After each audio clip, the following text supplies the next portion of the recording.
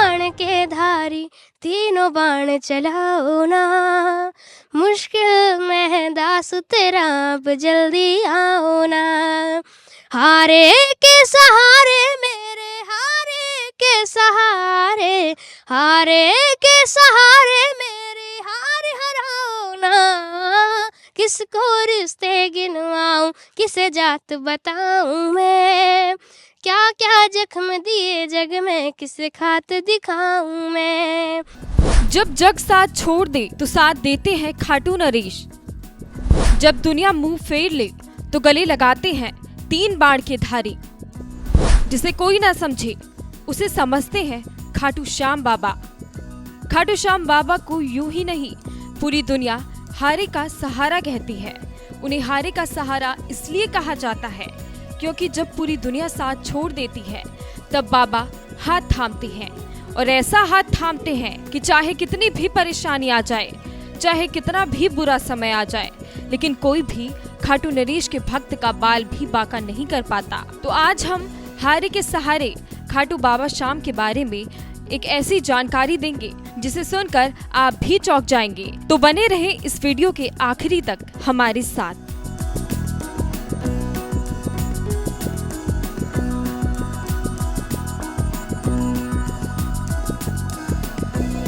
तीन बाण के धारी, हारे के सहारे और खाटू नरेश, जो भक्तों के इतने चहेते हैं कि भक्त कभी भी इन्हें अकेला नहीं छोड़ते हैं। हर रोज बाबा के मंदिर में सैकड़ों भक्तों की भीड़ लगी रहती है। वैसे यहाँ भक्तों की भीड़ इसलिए भी लगती है क्योंकि बाबा अपने प्रिय को खाली हाथ नहीं जाने देते। बाबा यहाँ आने वाले भक्तों की हर इच्छा पूरी करते हैं। लेकिन क्या आप जानते हैं कि बाबा का ये मंदिर कहाँ स्थित है? तो चलिए हम आपको बताते हैं। खाटू नरेश का ये मंदिर स्थित है राजस्थान के सीकर में। गर्मियों में बाबा का ये धाम सुबह 4:30 बजे खुल जाता है और 5 तरह की विशेष आरती के साथ भक्तों को बाबा के दर्शन कराए जाते हैं। बाबा के दर्शन कर भक्त अपने आप को भाग्यशाली समझते हैं, क्योंकि जिसने एक वचन के लिए अपने शीश को ही दान कर दिया वो अपनों को रोते हुए कैसे छोड़ सकता है। लेकिन अब आप सोच रहे होंगे कि आखिर कैसे कोई सिर्फ वचन के लिए अपने शीश का दान कर सकता है। तो सुनिए, खाटू श्याम बाबा को बर्बरीक के नाम से भी जाना जाता है। इनका इतिहास जुड़ा है महाभारत काल से। आसान भाषा में कहूँ तो बर्बरीक महाभारत के एक वीर योद्धा थे। इन्हें भगवान शिव से 3 अमोघ बाण मिले थे और यही वजह है कि इन्हें 3 बाण के धारी भी कहा जाता है।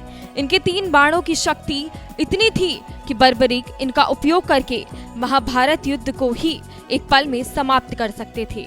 लेकिन बर्बरीक ने अपनी माँ को एक वचन दिया था कि वो हमेशा युद्ध में हारने वाले के पक्ष में ही निर्णय लेंगे। वहीं जब बर्बरीक महाभारत युद्ध में शामिल होने गए तो श्री कृष्ण ने उनकी शक्ति का परिचय करते हुए उनसे शीश दान करने का वचन ले लिया। बर्बरीक ने बिना कोई प्रश्न किए, बिना किसी संकोच के अपना शीश श्री कृष्ण के चरणों में अर्पित कर दिया। उनका ये समर्पण और भक्ति देख श्री कृष्ण इतने प्रभावित हुए कि भगवान श्री कृष्ण ने उन्हें वरदान देते हुए कहा कि कलयुग में उन्हें मेरे नाम से यानी खाटू श्याम के नाम से जाना जाएगा और कोई भी भक्त उनके दरबार से खाली हाथ नहीं जाएगा। वहीं कहा जाता है कि बर्बरीक का सिर कुरुक्षेत्र से बाहर राजस्थान के सीकर में आकर रुक गया था और तभी वहां उनका ये मंदिर बनाया गया है। मंदिर के पास एक कुंड भी मौजूद है जिसे श्याम कुंड कहा जाता है। धार्मिक मान्यताओं के अनुसार जो भी भक्त इस श्याम कुंड में स्नान करता है उसे शारीरिक कष्टों से मुक्ति मिलती है। इसके अलावा इस मंदिर में रोजाना 5 तरह की आरती होती है। तो चलिए आपको उन 5 तरह की आरती के बारे में बताते हैं। मंगल आरती, ये आरती तब होती है जब मंदिर के कपाट खुलते हैं। श्रृंगार आरती, ये आरती तब होती है जब बाबा का श्रृंगार कर उन्हें नए वस्त्र पहनाए जाते हैं। भोग आरती, इस आरती के दौरान बाबा को भोग लगाकर उनकी आरती की जाती है।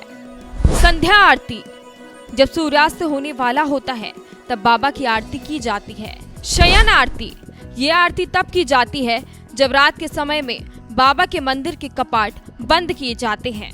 सोचिए, जिस जगह बाबा का निवास स्थान है, जहां रोजाना 5 बार आरती की जाती है, वहां की ऊर्जा कितनी शुद्ध होगी, वहां की ऊर्जा में कितनी ताकत होगी कि जो भी भक्त वहां आता है बस एकटक बाबा को देखता ही रह जाता है।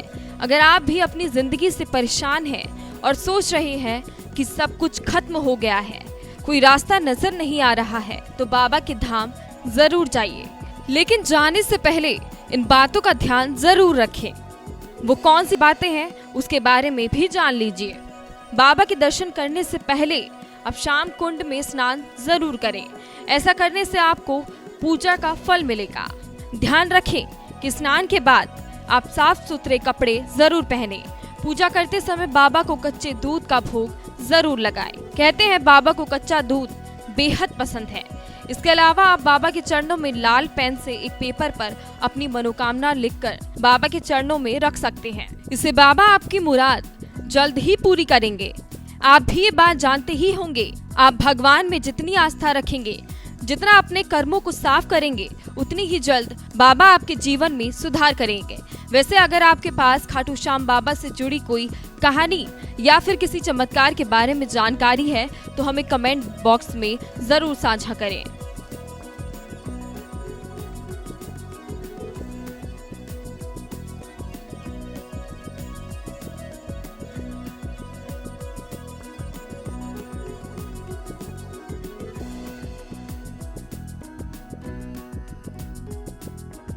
तीन बाण के धारी तीनों बाण चलाओ ना, मुश्किल में दास तेरा अब जल्दी आओ ना। हारे के सहारे मेरे हारे के सहारे, हारे के सहारे मेरे हार हराओ ना। किसको रिश्ते गिनवाऊं किसे जात बताऊं मैं, क्या क्या जख्म दिए जग में किसे खात दिखाऊं।